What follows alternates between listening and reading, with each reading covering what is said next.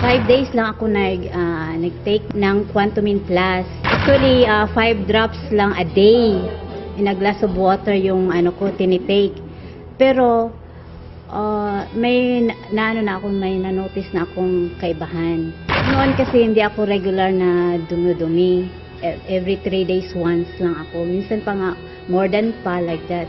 So to avoid that one, minsan umiinom lang ako ng pero once lang, pag hindi na ako mag-take, wala na. So, through this, yung auntie ko kasi galing sa Palawan, bumisita dito sa Paranaque. And then she introduced me this one. Siya nga, just try lang. Ano ba to?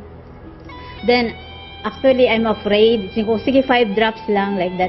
But following morning, nang matake ko yun, dumumi na ako. And ako, why like this? Sabi ko. Then, I try another day. Aba, naging regular na tuloy after 5 consecutive days. Naramdaman ko rin yung nagkaroon ako ng menstruation. Before, ang menstruation ko somewhat blackish yung blood ko. Nang matake ko yung Quantumin Plus, naging red siya, naging purely red. Parang iba iba talaga. When I pee also, yung pag-ihi ko, nung nag-take na ako ng Quantumin Plus, parang nawala yung odor. Naging odorless yung pag-ihi ko. Okay po. Yung mga ganong kaso po na nangangamoy po yung ihi, katulad ng sinabi ko kanina, ang pag-ihi po ay isang means po ng katawan natin para mag-detoxify.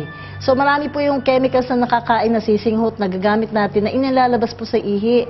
So namamanghin po yan o nag-aamoy chemicals pag mas marami po yung chemicals sa katawan kaysa din po doon sa tubig na iniinom natin.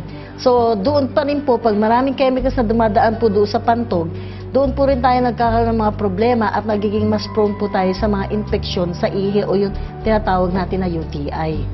So ang Quantumin Plus po, tutulong po yan para ilabas po lahat ng dumi na nasa dugo, na dumadaan doon sa kidney para po mailabas po lahat yung chemicals na yun. Kaya nawawala po eventually din yung pamamanghi.